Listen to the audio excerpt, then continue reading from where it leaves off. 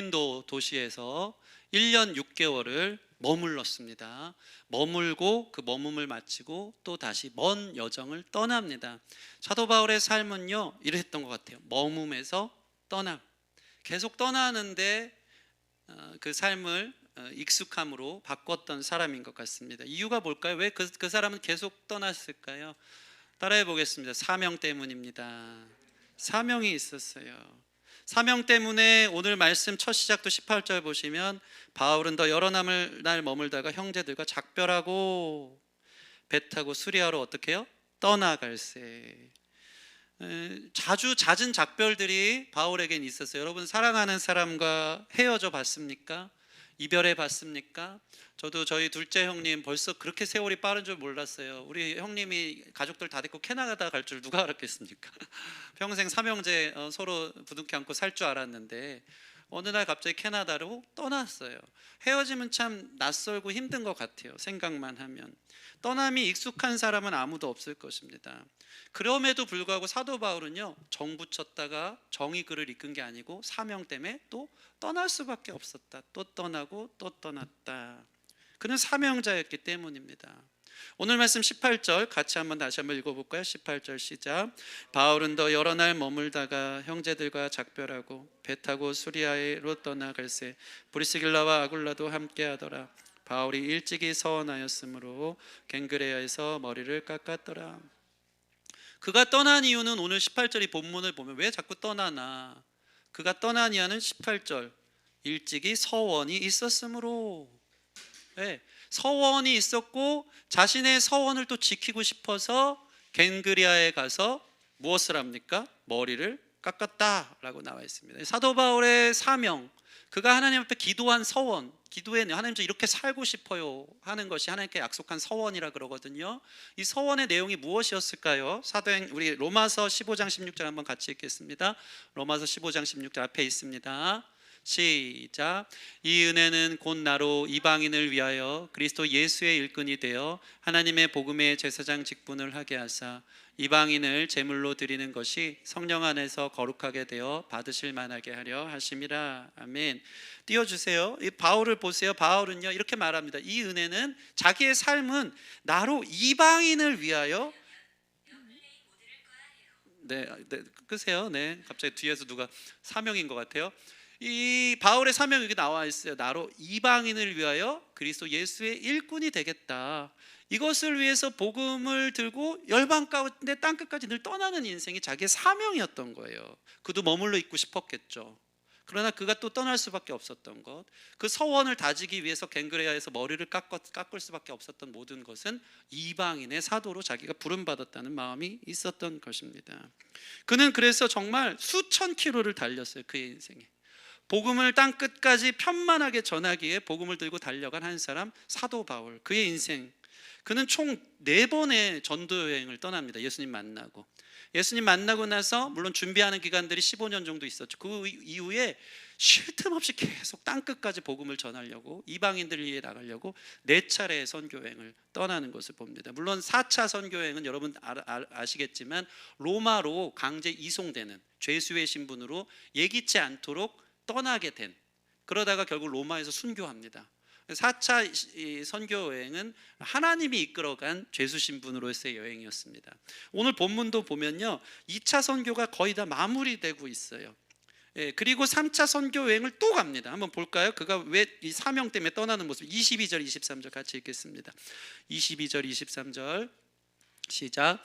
가이사랴에 상륙하여 올라가 교회의 안부를 물은 후에 안디옥으로 내려가서 얼마 있다가 떠나 갈라디아와 부르기아 땅을 차례로 다니며 모든 제자를 굳건하게 하니라. 아멘.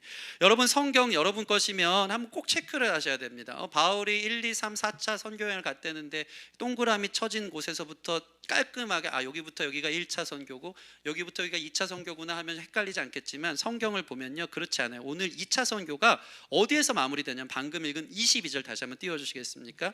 22절 고린도에서 에베소에 도착하고 나서 에베소에서 22절 보면 저기 가이사랴로 상륙합니다. 다시 유대 본토 땅으로 돌아와요. 이스라엘로. 22절 볼까요? 가이사랴에 상륙하여 올라가 교회의 안부를 물으러 이 교회는 예루살렘 본교회입니다. 예루살렘까지 올라가요 드디어. 그러니까 크게 저 터키 넘어서 마케도냐 넘어서 아테네 그리스까지 와서 다시 소아시아 에베소에 큰 항구가 있으니까 거기 들렸다가 그 당시에 이 사도 바울의 배탄 여정을 보잖아요. 2000년 전 세계관이 뭐였죠? 지구는 둥글지 않다거든요. 지구가 네모네, 수평선 저 멀리가 일자로 돼 있으면 거기 가면 무슨 용이 숨어 있든가 무슨 뭐 불이 있다 이런 이 설이 있었기 때문에 사도 바울의 배탄 여행도 보면요 큰 바다로 돌질 않아요. 계속 섬에 붙어 이렇게 돌아서 가요. 참 재밌어요. 그는 정말 땅끝이 그 당시에 자기가 얘기하는 스페인이 땅끝인 줄 알고 거기까지 복음 전하는 게 목적이었어요. 진짜 그 사람은 이방인들에게 복음 전하려고 땅끝까지 가겠다, 인생에 그렇게 불을 태워 드려야 되겠다고 하면서 마침내 2차 선교 여행이 에베소에서 가이사랴에서 예루살렘하고 드디어 22절 다시 보시면 무르는 어디로 가요? 안디옥으로 내려간다. 안디옥 어디죠? 자기를 파송했던 본교회 안디옥 교회. 드디어 그 긴 여정의 2차 선교를 마친 거예요. 그리고 나서 23절 보세요. 얼마 있다가, 자 그러면 22절 밑에 여러분 성경이 있다면 거기 밑줄을 쫙 긋는 거야. 23절부터 3차 선교 여행 시작이라고 적어놔야 되는 거예요. 23절 보면 얼마 있다가 또 떠나요. 그리고 나서 갈라디아 부르기아 또 터키 지역 아까 갔던 그 교회 세웠던 곳을 또 다니면서 모든 제자를 다시 굳건하게 하면서 한 바퀴 또 돌아요. 그게 3차 선교 여행인 거예요. 한번 지도 한번 보여주시겠습니까? 자, 빨간 글만 보이면 돼요. 자, 여기서 보시면 이 아덴에서 아가야, 이 지역이 큰 도시가 아가야예요. 여기에 고린도가 있었어요. 1년 6개월 머물고 겐그레에서 머리를 깎고 바다를 건너 에베소에서 큰 로도를 지나 가이사랴 유대 땅까지 온 거예요.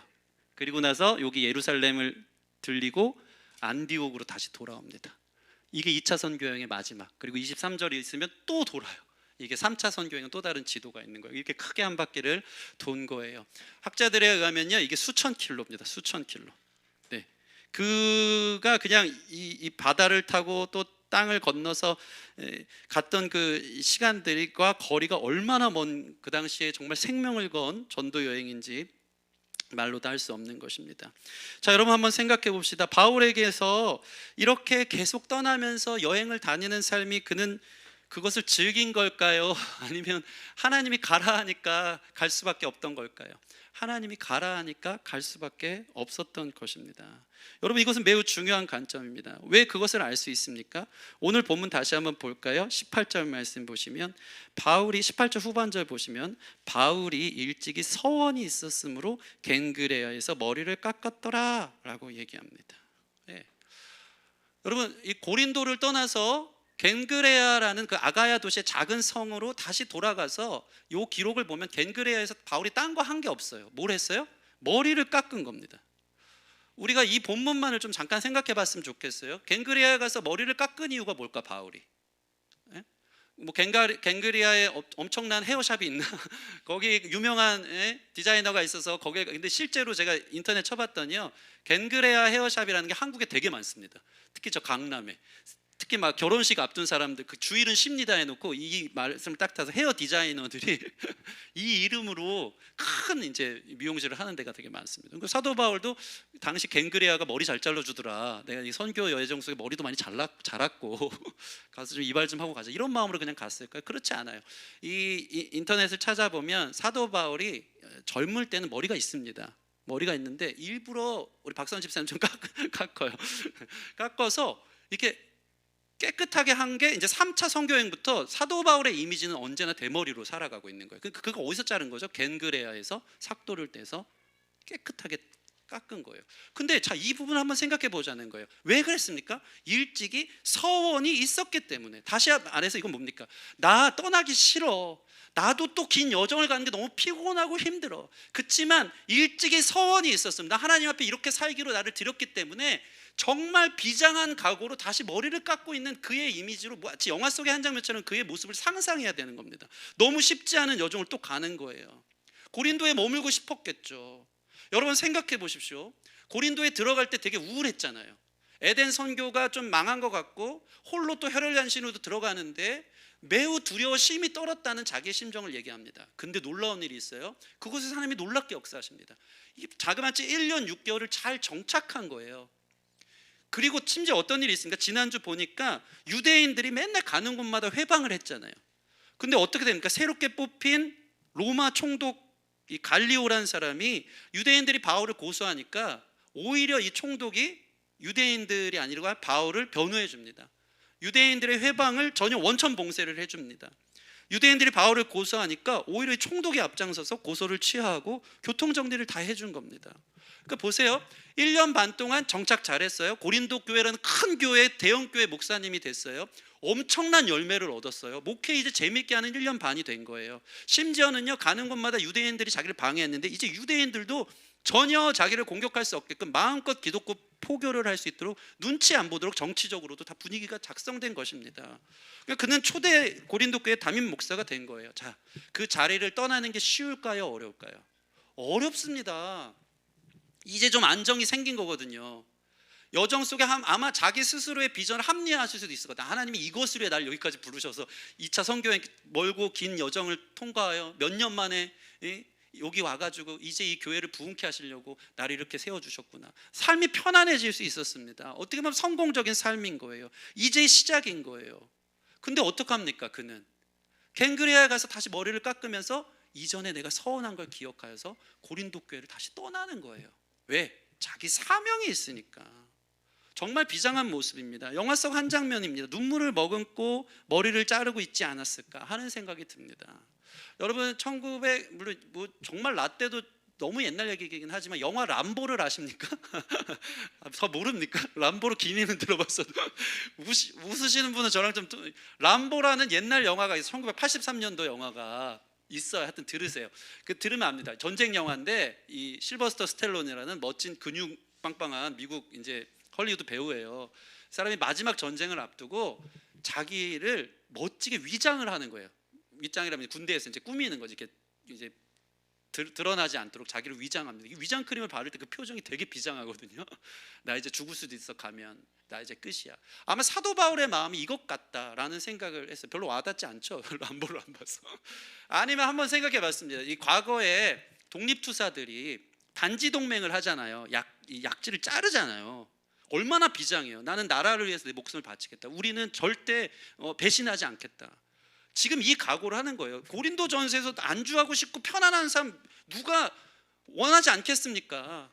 그렇지만 사도 바울은요, 나 예수님께 이렇게 살려고 나는 하나님 앞에 서원 기도한 적 없어. 나는 이방인을 위해 부름 받았어. 또 수천 킬로를 떠나고 생명을 걸고 가지만 비장한 각오로 머리를 깎는 이 갱그레아의 이 하나의 이슈가 여기 딱 나타난 것을 보면서 우리 가운데 이 모습을 던져주고 있는 것입니다.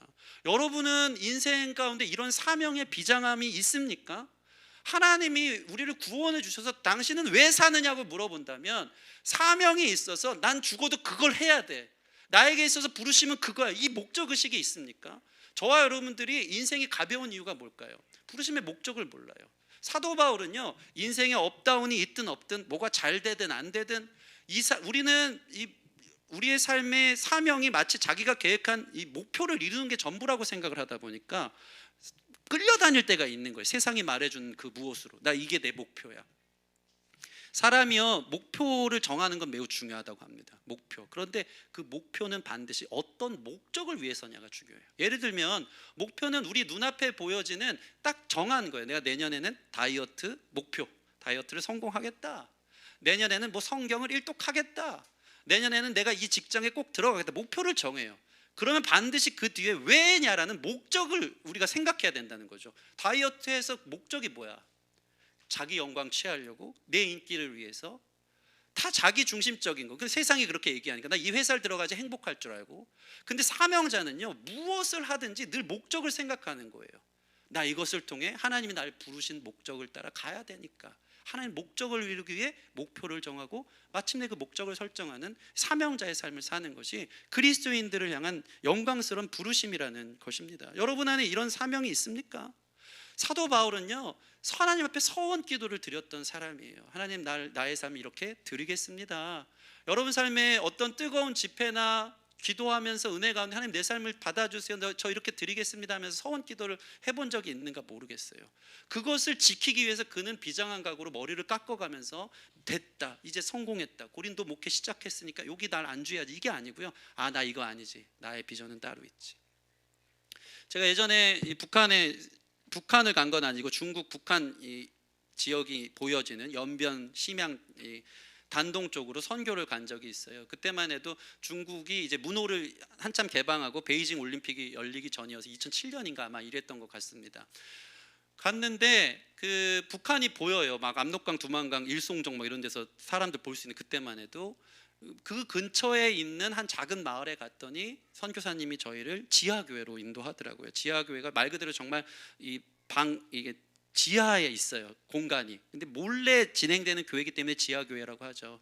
몇몇 안 되는 성도들이 선교사님에게 훈련을 받으면서 예배를 드리더라고요. 그때 저녁이 아직도 저는 기억이 납니다. 저녁 식사로 저를 대접해 줬는데 육개장이 나왔어요. 근데 맛이 좀 특이해요. 이상해요. 근데 최고 극진한 대접인 것처럼 속에 고기도 들어있어요. 이 고기가 뭐냐고 그랬더니 게래요. 개고기 육개장. 그래서 너무 낯설고, 근데 선교 가면요, 여러분 맛없어도 맛있게 먹어야 되죠? 네, 이거 최고의 음식이니까 그게 이제 체질이 되게 중요합니다. 저 못 먹어야 하면 덕이 안 되는 거예요. 맛있게 먹었어요. 먹고 나서 한 형제가 딱 등장해요. 알고 봤더니 탈북자였어요. 탈북자. 20살, 딱 20살. 아직도 얼굴이 새까맣고 이제 말라가지고 있는 그 형제를 지금도 생각합니다. 나온 지 한 6개월 정도 되는데 선교사님이 성경 공부 시켜주고 계시더라고요. 근데 그 형제가 우리 선교팀들을 보는데 너무 놀라는 거예요. 다 자기 또래 청년들 아니겠습니까? 20살 초반에 막 이런 대학생 여자.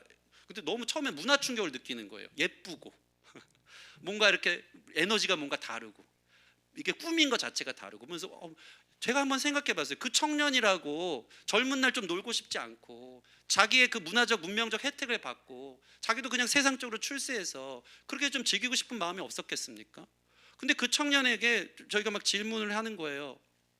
어떻게 살기를 원합니까? 앞으로 목적이 뭡니까? 근데 그 청년이 지금 다 얘기한 게 아직도 생각나요. 하나님을 위해서 한몫해야죠. 하나님을 위해서 한몫해야죠. 이게 그 사람의 비전이고 목적이고 서원 기도더라고요. 하나님을 위해서 자기는 한몫한대요. 북한 사람 말투로 그러는 거예요. 그러면서 다시 들어간대요. 북한에 배운 거 다시 가족들 구원해야 되기 때문에 저는 반드시 훈련받아서 들어가겠습니다.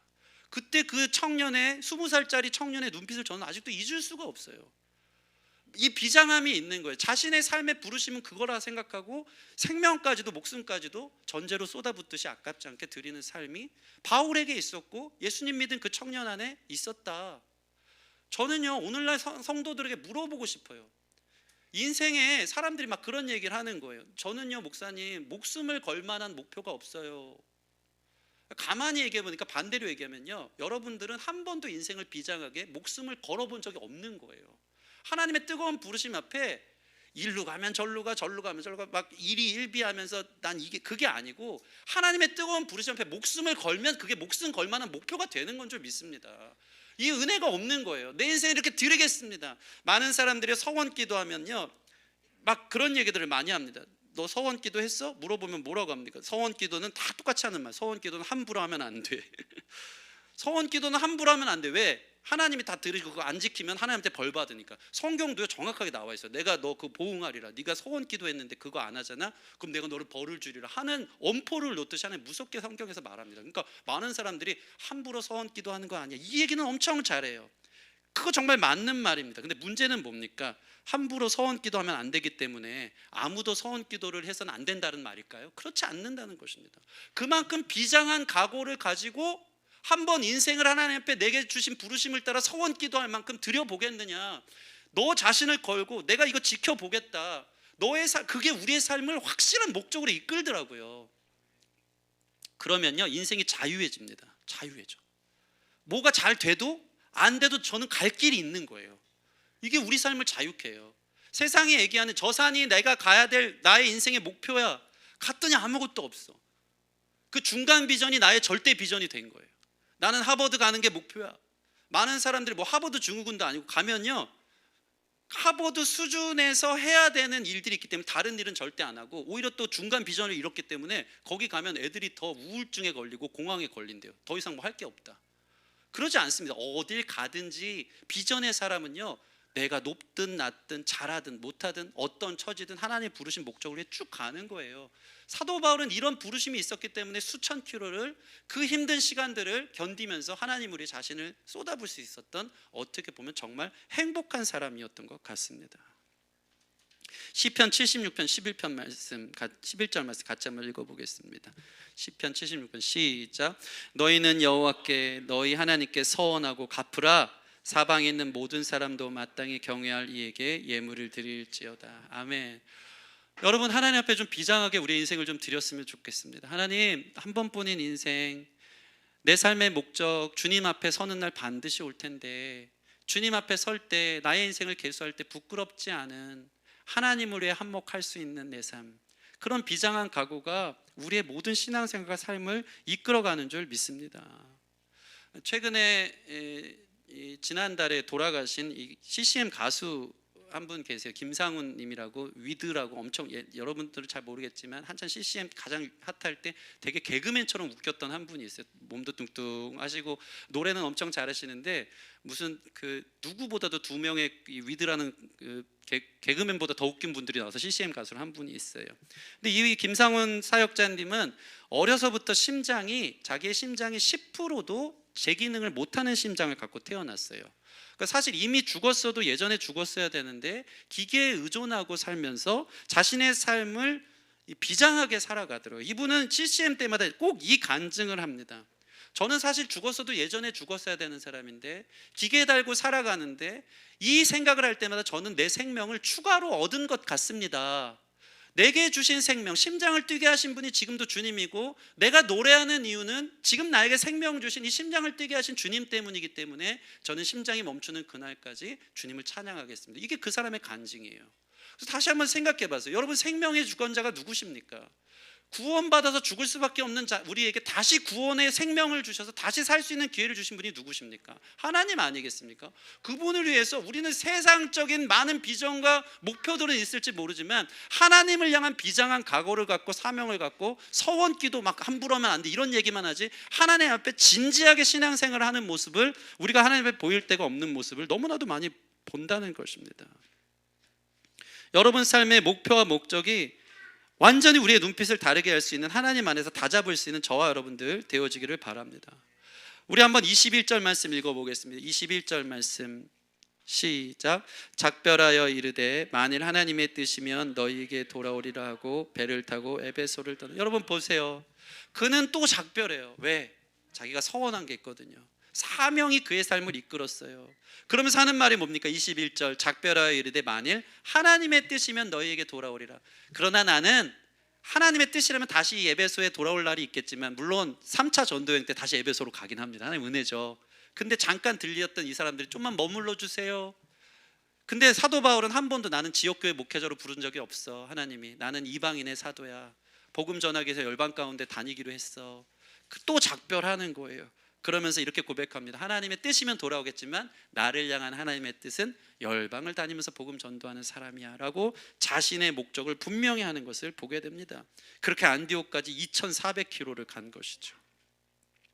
여러분, 우리는 하나님의 뜻을 얼마나 가볍게 생각하는지 모릅니다. 하나님의 뜻과 부르심이 여러분 한 명 한 명에게 있는 줄 믿습니다. 그것을 찾는 것이 진정한 샬롬이고 평안이에요. 삶의 목적이거든요. 내가 이것으로 나의 인생을 불태워 드리는 것에 있어서 조금 더 부족함이 없고 다른 것 비교할 것 없는 그 부르심이 누구나 있는 줄 믿습니다. 하나님의 뜻과 부르심이 있음에도 불구하고 가족과 친구 때문에 외면할 때가 되게 많아요. 하나님의 뜻과 부르심이 있음에도 불구하고 내가 살아가는 내 모습을 보면 사실은 성공을 향해, 다른 사람들의 평판과 인정을 향해 걸어갈 때가 많아요. 하나님의 뜻이 내 삶에 있음을 분명히 알고 어렸을 때 그 뜨거운 마음으로 서원 기도도 해봤지만, 그것과는 정반대로 안락하고 익숙하고 안정적인 삶이 내 삶의 목표인 것처럼, 목적인 것처럼 살아가는 성도라는 사람들이 얼마나 많은지 모릅니다. 오늘 이 말씀을 통해 갱그리아에서 자기도 고린도에 머물고 싶었지만 머리까지 깎아가면서, 아니야, 나도 여기 머물고 싶어, 나도 안정적인 삶을 원해. 그렇지만 나를 향한 하나님의 부르심이 있지, 나의 목적은 따로 있지. 그 비장한 각오를 갖고 신앙생활을 했던 이 사도 바울과 같은 마음이 우리 가운데 있길 바랍니다. 하나님의 뜻과 부르심을 다 잡는 거예요. 나 왜 살지? 이제 오늘은 말씀 끝나고 기도할 때 좀 진지하게 고민했으면 좋겠어요. 막 그냥 물론 뜨겁게 큰 소리로 통성으로 기도하는 거 좋지만 한번 하나님 앞에 좀 진지한 고민들을 가져야 될 것 같아요. 말씀이 똑같은 말씀을 들려도요, 그 말씀이 가볍느냐 무겁느냐는 여러분이 결정할 일이에요. 오늘 말씀을 듣고 무거운 마음으로 한번 받아들이는 거. 나 왜 살지? 인생에 한 번뿐인데 난 무엇을 위해 살지? 내게 목표가 있는데 그것은 어떤 목적을 이루기 위함이지? 나는 세상 안에서 그저 흘러 떠내려가지 타협하는 인생은 아닌가? 바울과 같은 그 비장함, 머리라도 깎아가면서, 저는 주일 예배 때마다 다시 한번 우리가 그 목표 설정과 그 비장함을 다시 새롭게 할 필요가 있다고 생각합니다. 가볍게 지나가는 게 아니에요.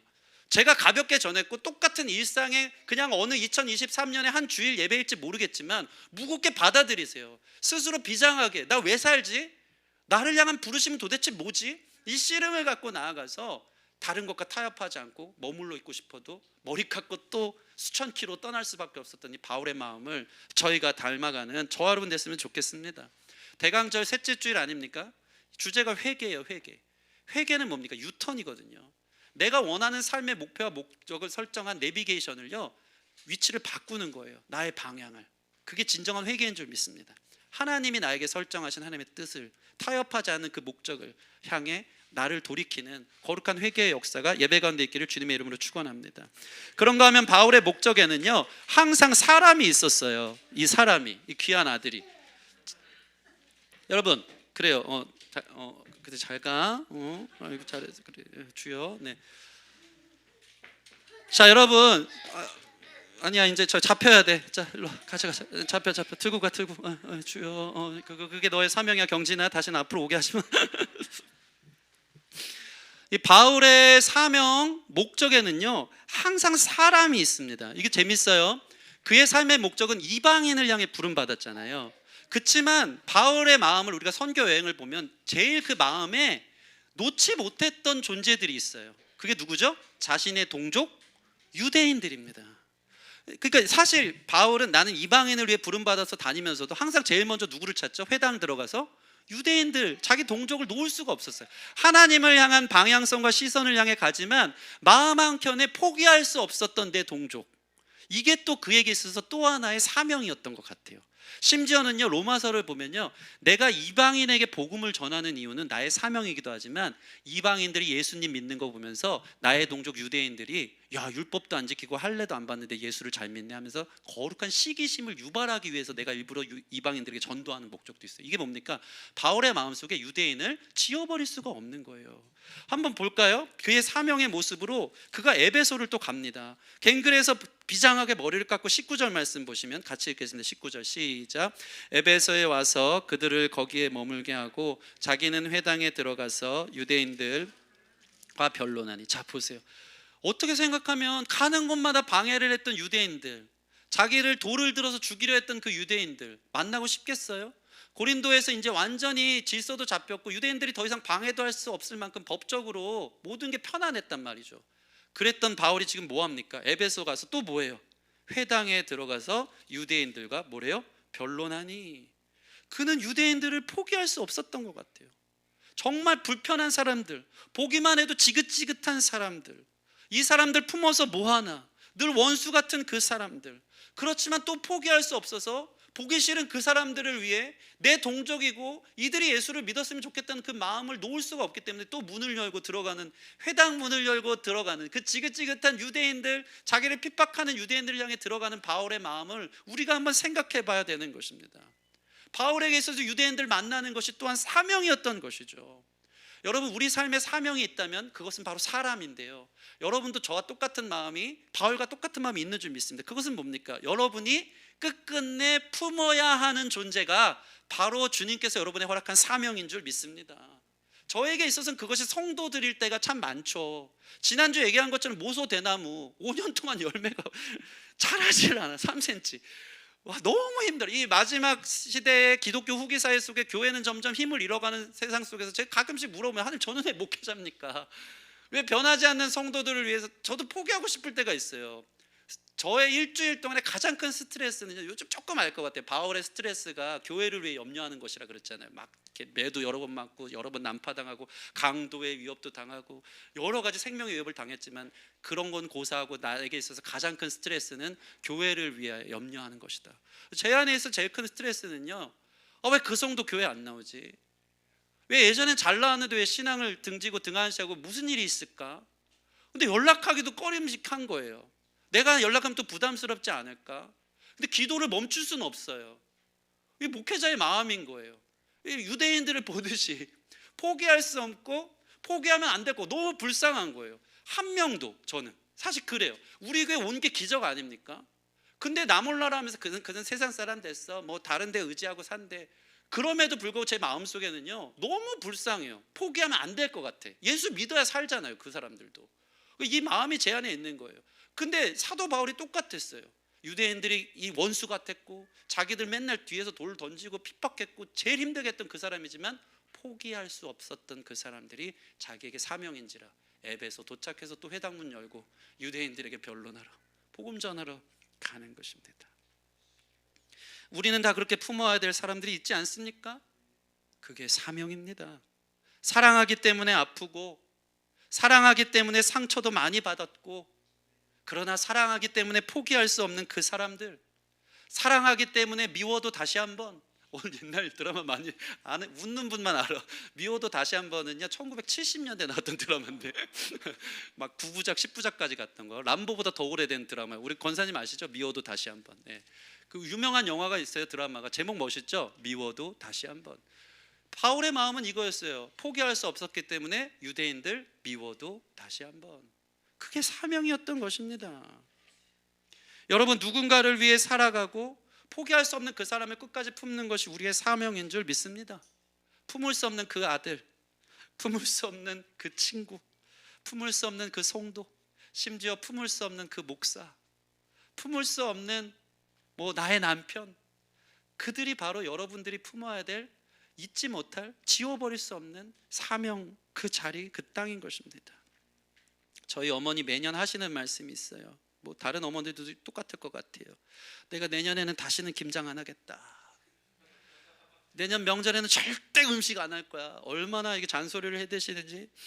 그렇게 얘기하셨지만 올해 김장 했을까요, 안 했을까요? 또 하셨습니다. 또 하셨어요. 왜요? 사명입니다. 사명. 나이가 들고 힘드시고 그렇게 자녀들에게 지랄지랄 가면서 야 김장 죽겠다고 막 이러심에도 불구하고 내년에 할까 안 할까 또 반드시 할 것처럼 믿습니다. 왜요? 가족들을 품어야 되거든요. 그게 존재의 이유인 거예요. 권사님의 존재 이유. 힘들고 잔소리해가면서도 내년에 되면 또 음식 하실 거고요, 또 그 김장을 또 하실 거예요. 저희 어머니 사실 나이 드시면서 때로는 막 저도 나이가 먹고 엄마 김치 좀 그만 갖고 와. 제가 맨날 그런 잔소리합니다. 갖고 오지 말라는데도 이번엔 석박지 했다, 이번엔 겉절했다.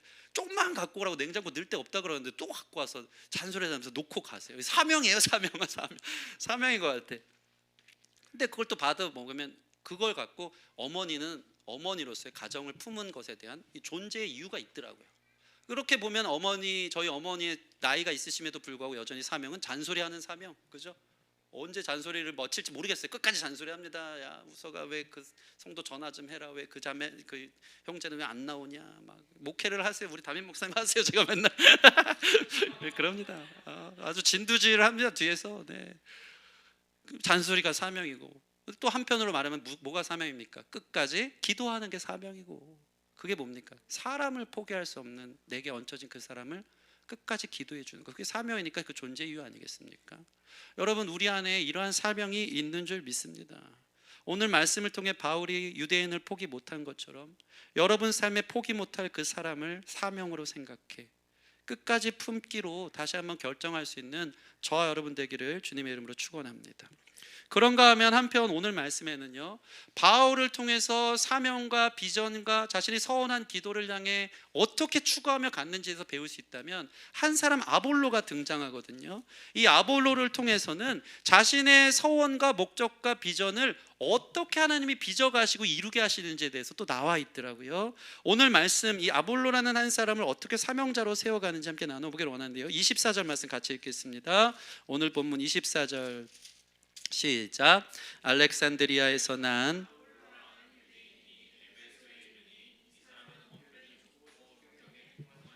아멘. 자, 알렉산드리아에서 난, 이 출신부터 얘기해요. 아볼로라는 한 사람이 갑자기 등장합니다.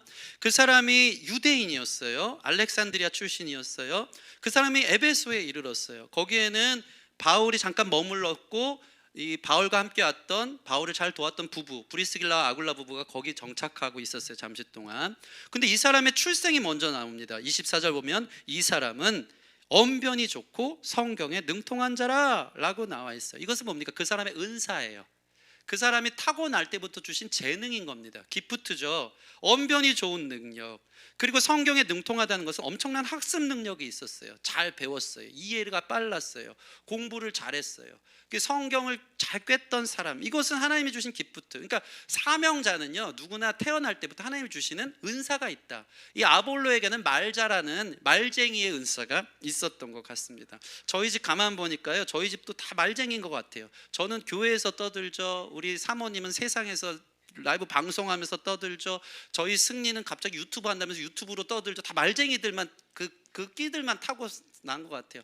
아니나 다를까 저희 막내 사랑이가요, 최근에 유치원에서 웅변 대회를 했어요. 스피치 대회를 했는데 엄청 잘해요. 제가 깜짝 놀랐어요.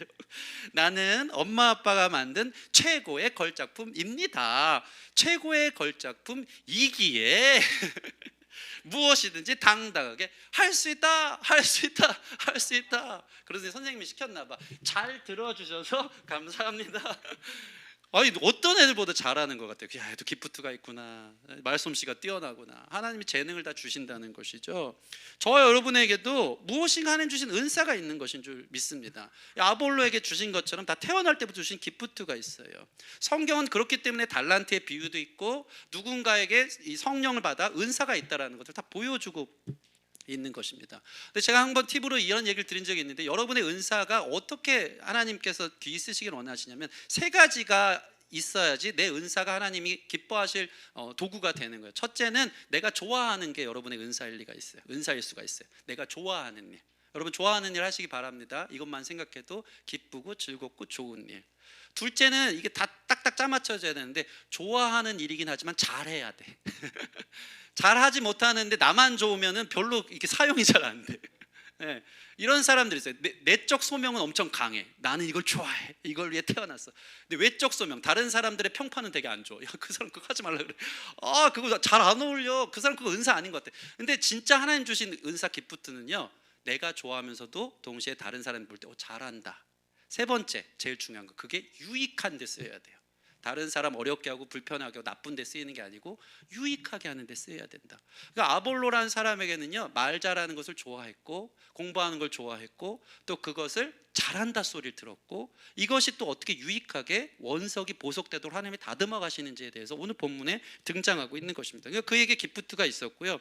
놀라운 것은 보세요. 그는 공부를 하긴 했지만 약간 좀 이 학식이 좀 짧았던 것 같아요. 25절 보실까요? 25절 25, 26절 같이 읽겠습니다. 시작.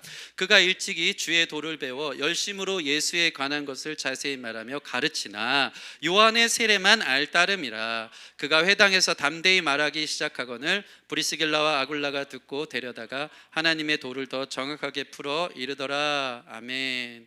이 말씀이 뭡니까? 그가 열심히 성경에 능통한 줄 알았는데 알고 봤더니 공부가 요한의 세례만 알았다. 다시 얘기해서 종교적인 복음이 아닌 종교를 선포하고 있었어요. 요한의 세례, 이거 세례 안 받으면 니네 지옥 간다, 회개해라. 약간 인과응부적인 종교에 갇힌 것이 진정한 복음을 몰랐어요. 근데 참 놀라워요.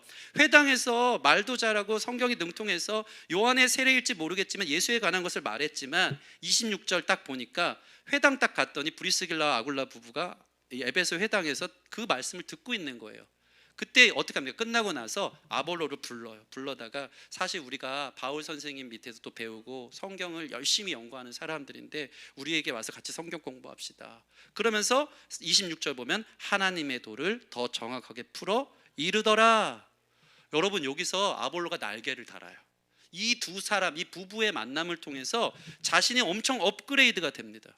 복음에 눈을 뜨고요, 이 만남을 통해 사명이 잘 다듬어져서 원석이 보석되는 그 과정 가운데 이 부부와의 만남이 있었던 것입니다. 제가 가만 보니까 여러분 누구나 하나님께서 주신 사명이 있는 줄 믿습니다. 잘하는 것, 또 좋아하는 것, 유익한 일들을 위해 사십시오. 근데 이것들이 잘 다듬어지기 위해서 하나님이 특별한 사람들을 만나게 하신다는 것이죠.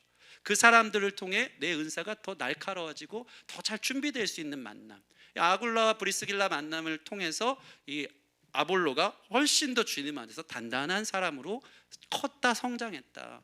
저의 인생 속에서도 이런 만남들이 있었기 때문에 제가 더 하나님께 쓰임받는 하나님 목회자로 선 것은 아닌가, 그런 생각을 많이 합니다. 성경에서도요 보면 혼자 위대한 영웅이 되는 사람은 아무도 없어요. 모세와 같은 사람도 죽음을 앞둔 상황에서 히브리 산파들이 목숨 걸고 그를 건져줬고, 그 어머니 요게벳이 기도로 그를 키웠고, 그가 진지하게 사역해 나갈 때는 옆에 형 아론을 붙여주셔서 모세와 같은 영웅이 나올 수 있었다. 오늘 아볼로가 대단한 사역자였지만 그를 더 날개를 달게 한 하나님의 사역자를 쓰게끔 하는 데는 놀라운 이 브리스길라와 아굴라 부부가 있었다. 저와 여러분의 만남이 좀 이런 시너지가 되는 만남이 되길 바랍니다. 우리 교회 성도들의 만남들 통해서, 또 목회자인 저의 만남을 통해서 여러분들이 사명이 더 다듬어지고 발견되어지고 더 자라갈 수 있는 현장이 우리 기쁨의 교회 아름다운 만남이 되고 옆에 있는 사람과의 만남이 되어지기를 바랍니다. 놀라운 것은 이렇게 다듬어진 이 아볼로가 어떤 일을 합니까? 27절 28절 같이 읽겠습니다. 27, 28절 시작.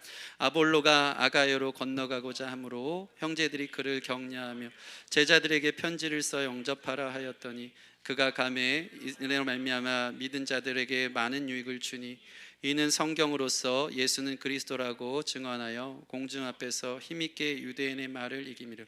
그가 얼마나 잘 다듬어졌는지, 그의 은사가 얼마나 잘 개발되었는지 27절 보면 아가야 지역으로 건너가서 또 설교를 하는데 많은 사람에게 유익을 주고요, 28절 심지어 힘있게 유대인의 말을 이기미러라. 그는 잘 다듬어진 브리스길라와 아굴라 부부를 만나서 잘 다듬어진 놀라운 사역자로, 사명자로 변모한 것을 보게 됩니다. 근데 참 재밌어요. 여러분, 여기서 제가 문제를 하나 드리겠습니다. 아볼로가 아가야로 건너가서 그곳에서 주의 말씀을 전하는 목회자가 되거든요.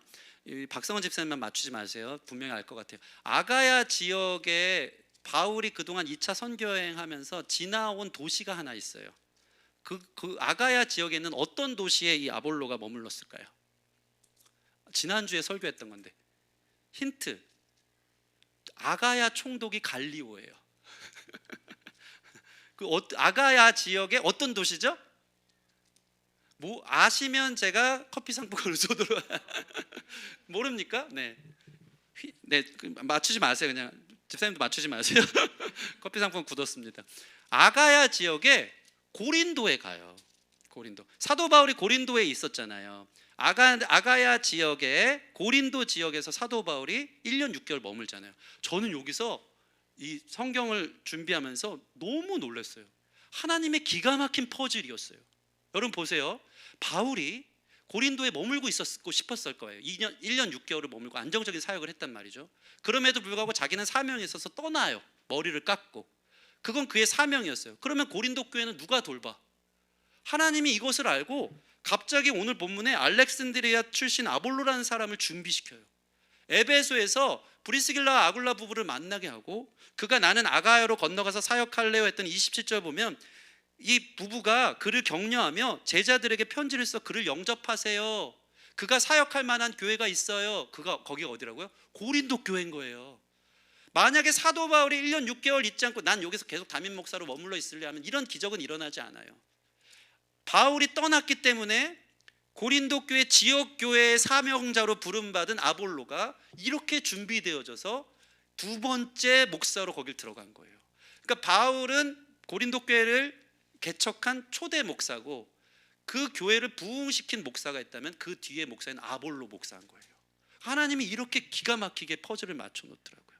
그 유명한 말씀 있지 않습니까? 나는 심었고 아볼로는 물을 주었을 때 자라게 하시는 분은 하나님이시니라. 그게 어디 나와요? 고린도전서에 나와요. 바울이 얘기한 거예요. 나는 심었다. 나는 고린도에서 1년 6개월 동안 열심히 씨앗을 심었을 뿐이다. 아볼로는 뭐래요? 물을 주었을 때 그 교회를 부흥케 해요. 근데 하나님의 놀라운 섭리 속에 자라게 하시는 분은 하나님이다. 여러분, 여러분의 뜻대로 살잖아요. 아까 얘기한 사명이 아닌 여러분 계획대로 살잖아요. 하나님의 놀라운 퍼즐과 그림들은 이루어지기 힘들 것입니다. 그러나 사명대로 살면 질서가 잡혀요. 바울아, 너는 내가 너를 부른 사명, 너가 서원 기도한 것처럼 너는 이방인의 사도로 힘들겠지만 수천 킬로 달려가면서 땅끝까지 복음을 전해. 아볼로야, 바울이 지나간 자리에 너가 있는 게 사명이야. 너는 여기로 가야 돼. 거기에서 고린도 교회를 잘 목양하렴. 그렇게 하나님이 탁 바둑두시 탁탁 자리를 매김해서 사람들이 필요한 자리에 두시는 게 하나님의 계획이었던 거예요. 여러분의 삶에도, 저와의 만남에도, 이 기쁨의 교회 만남에도 하나님께서 여러분의 삶에 퍼즐처럼 맞춰주는 하나의 과정이라고 저는 생각합니다. 이 과정 속에서 하나님의 뜻에 대한 질문을 갖고 내 사명은 뭘까? 나는 무엇을 위해 살까? 이 만남 속에서 서로 만남이 시너지가 되고 원석이 보석처럼 다듬어져서 마침내 하나님이 부르시는 그 자리에 여러분이 있기를 원합니다. 그것이 하나님의 부르심의 자리, 사명의 자리, 비장한 각오를 갖고 내가 가야 할 하나님의 목적이 이끄는 삶이 되어지는 것인 줄 믿습니다. 말씀을 마치겠습니다. 여러분, 오늘 말씀 속에서 사도 바울과 같이 갱그레아에서 머리 깎은 사도 바울과 같이 우리 삶의 오늘 말씀을 통해 좀 비장하게 나는 무엇을 위해 살아야 되는가에 대한 좀 기도들이 이 연말에 좀 시작되길 바라고, 특별히 여러분이 품어야 될 포기하지 못하는 그 사람, 눈앞에 밟히는 그 사람, 원수 같은 그 사람이 여러분에게 사명이 필요한 여러분의 사역자라 생각하고 그 사람을 끝까지 품을 수 있는 저와 여러분 되기를 원하고, 여러분에게 있는 재능이 우리와의 만남을 통해 잘 다듬어져서 여러분 필요한 그곳에 하나님의 사명자로 아볼로처럼 귀하게 쓰일 수 있는 저 여러분 되기를 주님의 이름으로 축원합니다. 우리 같이 찬양하고 기도하는 시간 갖겠습니다. 우리 부르신 곳에서 함께 찬양하겠습니다.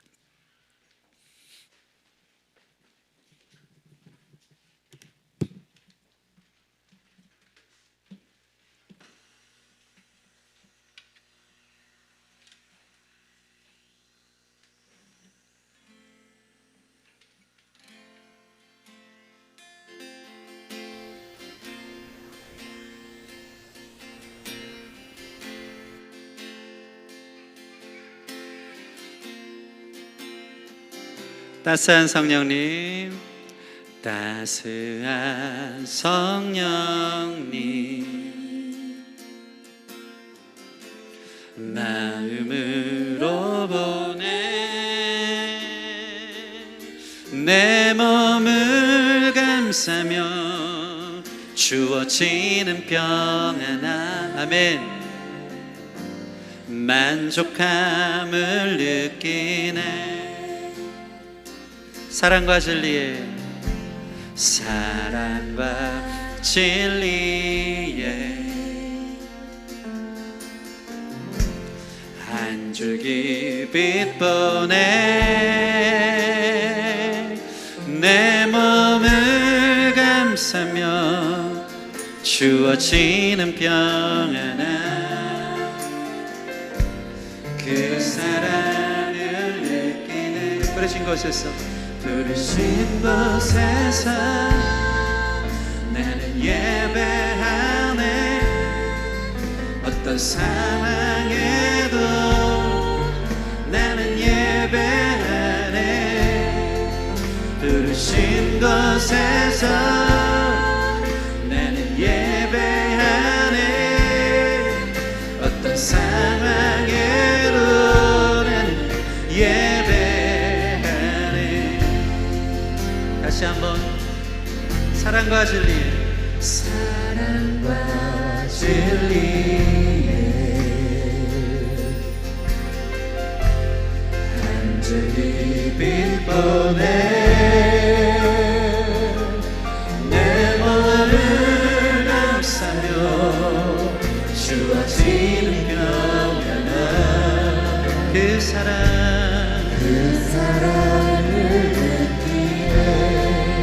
부르신 곳에서 나는 예배하네.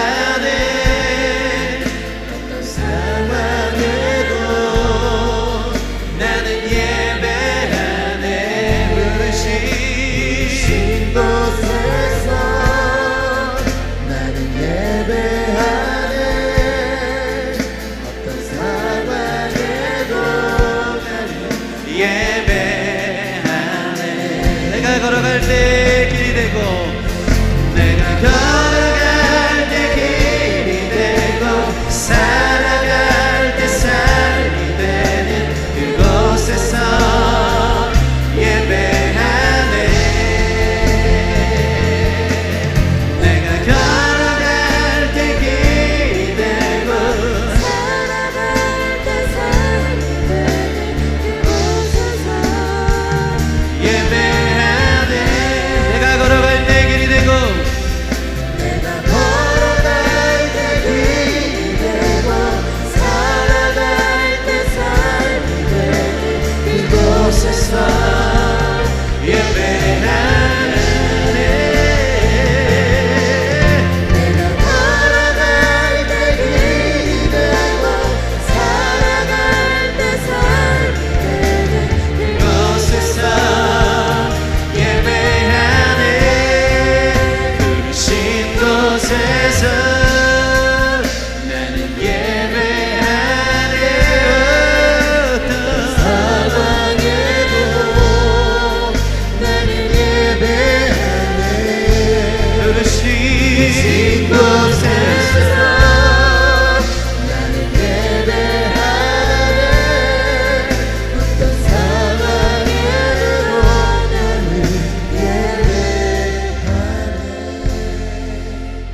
여러분, 묵시가 없으면, 비전이 없으면 백성이 방자히 행한다고 나와 있어요.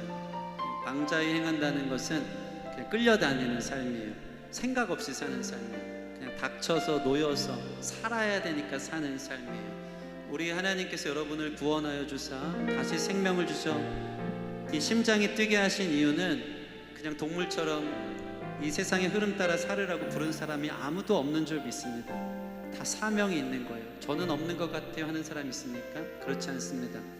놀라운 게요, 하나님 마음 주신 것을 내 입으로 고백하고 내가 그렇게 살겠습니다 하면 이게 마치 나의 부담되는 고백 같지만 그 고백이 우리 삶을 이끌더라고요. 내가 그렇게 고백했기 때문에 다른 것과 타협하지 않게 되고요, 내가 그렇게 쓰임 받게끔 하나님이 내 삶을 이끌어가는 것을 경험한다는 것입니다. 이게 우리 삶을 이끄는 놀라운 하나님의 인도하심과 신비라는 것입니다. 어렸을 적 저도 대학을 앞두고 하나님 어느 곳에 가든지 저는 하나님 찬양하는 사람 되기를 원합니다. 그 서원하면 드렸던 삶이 지금의 여기까지 저를 이끌게 하더라고요. 비전이 있잖아요. 방자히 행하지 않습니다. 하루하루를요 의미 없이 몸이 원하는 대로 살아가지 않습니다. 나 비전이 있으니까. 요즘 저에게 되게 와닿는 하나의 또 사명과 목적과 비전이 있어요. 그게 뭐냐면 좋은 목사 되는 거예요. 좋은 목사 되는 거.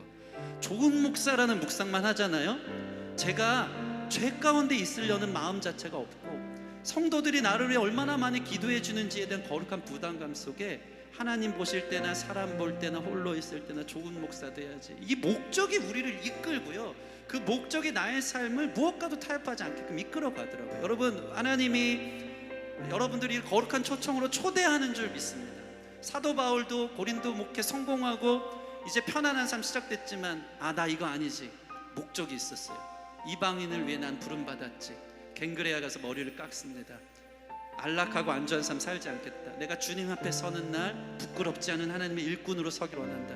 그 목적이 그의 삶을 이끈 것을 보게 됩니다. 그 목적대로 끝까지 유대인들을 품은 것을 보게 됩니다.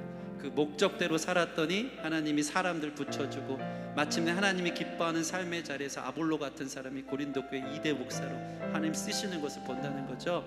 우리 시간 같이 기도할 때 한 번도 저는 서원 기도해 본 적도 없고요, 생각 없이 살았고요, 무엇을 위해 살아야 될지 고민한 적도 없고요, 목표는 정했지만 그게 어떤 목적을 위해서인지 진지하게 고민해 본 적이 없습니다. 오늘 이 말씀이 우리에게 무게 있게 다가오게 해주셔서 바울의 그 비장한 각오, 하나님의 영광을 돌리고자 하는 그의 삶의 부르심을 위해 타협하지 않고 걸어갈 수 있는 그 비전, 사명, 서원, 목적, 나의 삶에 허락하여 주시옵소서. 우리 같이 좀 기도하며 나아가겠습니다. 함께 기도하시겠습니다. 하나님 도와주세요.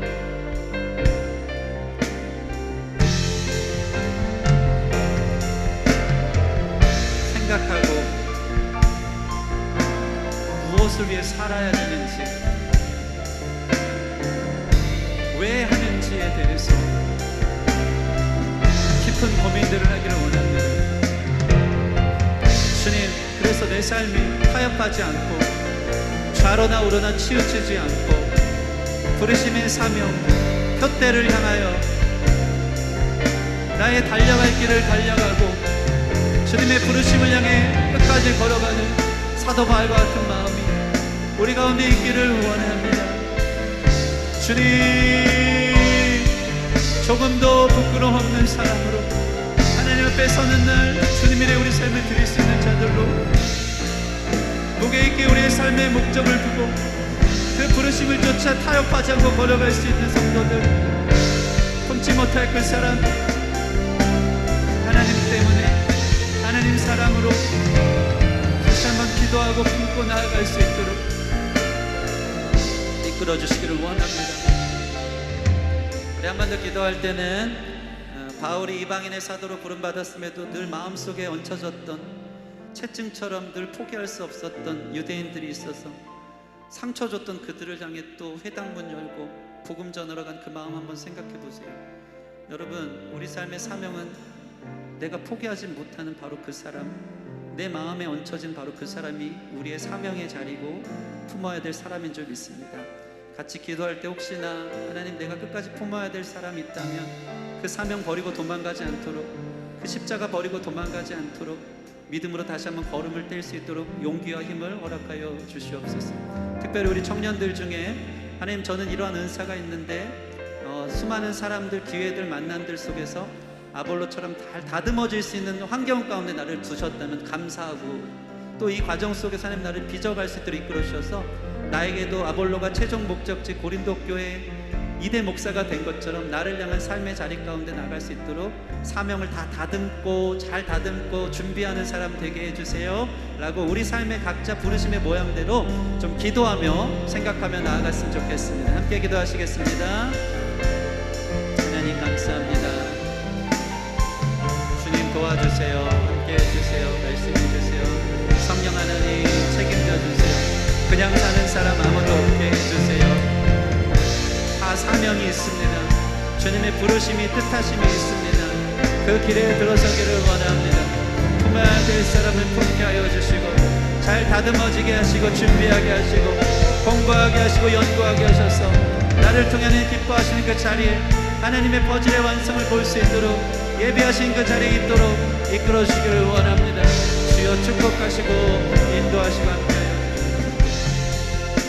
하나님, 이 시간 회개합니다. 나를 구원하여 주셨고 생명 주셨는데 내 생명을 함부로 내가 원하는 대로 생각 없이 몸이 이끄는 대로 살아간 것은 아닌지, 세상이 얘기하는 산을 정복하기 위해서 그게 나의 목적인 것처럼 살아간 것은 아닌지, 하나님 우리 삶의 사명, 목적, 부르심 다시 한번 주님의 뜻이 무엇인지 발견하게 하여 주시고, 마음에 얹혀진 그 사명을 우리 입으로 서원하고 내가 그렇게 살기를 고백하며 타협하지 않고 하는 기뻐하시는 삶의 부르심과 표대를 향해 아버지 달려갈 길을 다 달려갈 수 있는 바울과 같은 마음으로 우리 성도를 끝까지 믿음의 경주, 마라톤 같은 경주 잘 해나갈 수 있는 성도들 될수록 축복하여 주시옵소서. 삶의 목적이 우리의 삶을 이끌어가서 마침내 하나님께 영광 돌리고 주님 앞에 잘했다, 착하고 충성된 종아 일컬음 받을 수 있는 모든 성도들 되기를 원합니다.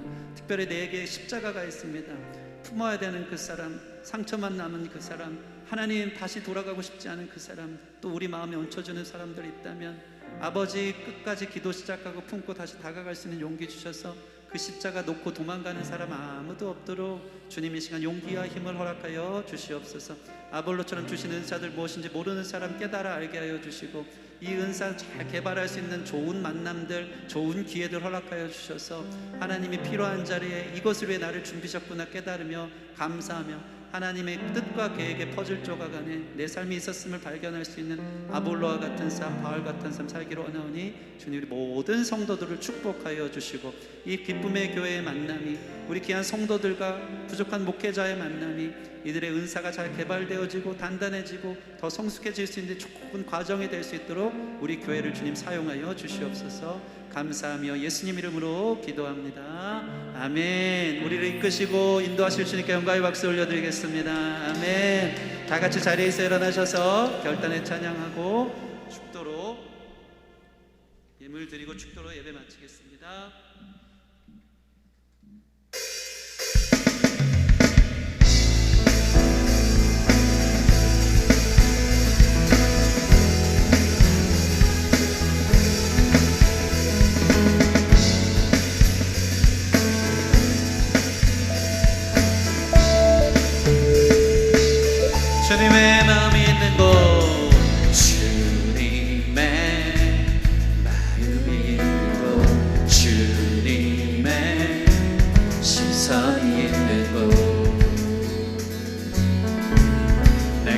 있기 원하네.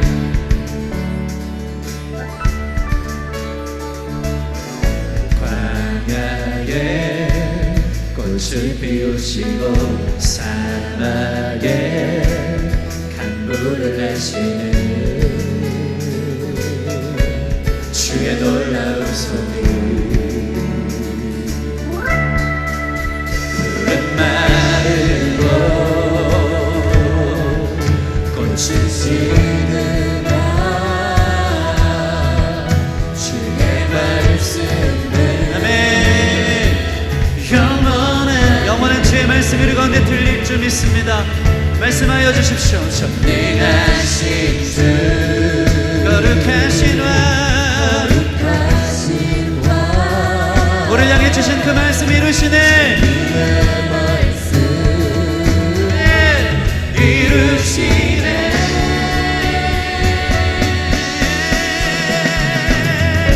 나의 맘 주의 성전이 되어 영원한 주의 말씀을 향해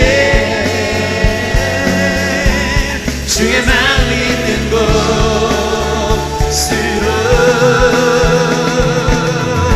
나의 삶 주의 말씀을 따라 이루신 주의 나라를 향해 주의 시선이 있는 곳 주님의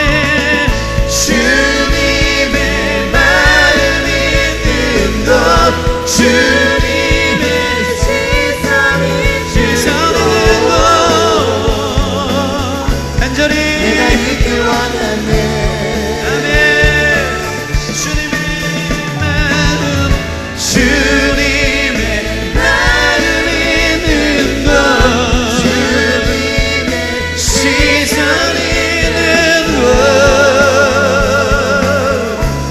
내가 있길 원하네.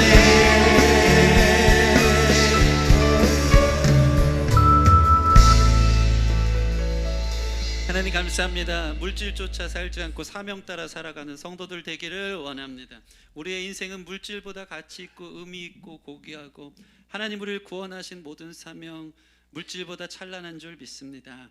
물질 때문에 사는 성도 없이 주님 사명 따라가면 주께서 물질도 허락하시고 필요한 모든 사람들도 붙여주시고 공급하여 주사 사명 능히 감당할 수 있는 하나님의 합력하여 선을 이루시고 도우시는 손길 경험할 줄 믿사오니 믿음으로 먼저 발을 뗄 수 있는 성도들 되게 하여 주십시오. 주님 주신 사명 따라 또 한 걸음 가면 거기에 하나님 말씀이 있고 하나님 도우심이 있고 나를 기다리신 하나님의 음성이 있는 줄 믿습니다.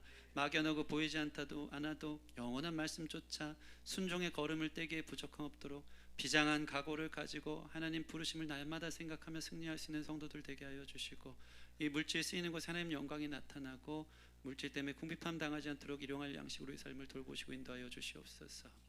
이제는 우리 주 예수 그리스도의 은혜와 성부 하나님의 크신 사랑과 성령의 내주교통 충만 깨닫게 하시는 역사가 삶의 부르심의 목적을 모두가 깨닫고 비장하게 그 삶의 목적을 다시 한번 세우고 잘 준비하여 하나님의 부르심을 쫓아 살아가기 원하는 기쁨에게 성도들 머리머리 위에와 이들의 삶과 미래 가정과 학업과 직장과 사업 위에 열방 가운데 흩어져 선교하는 선교사님들의 삶과 사역 위에 이제로부터 영원토록 함께 있을지어다.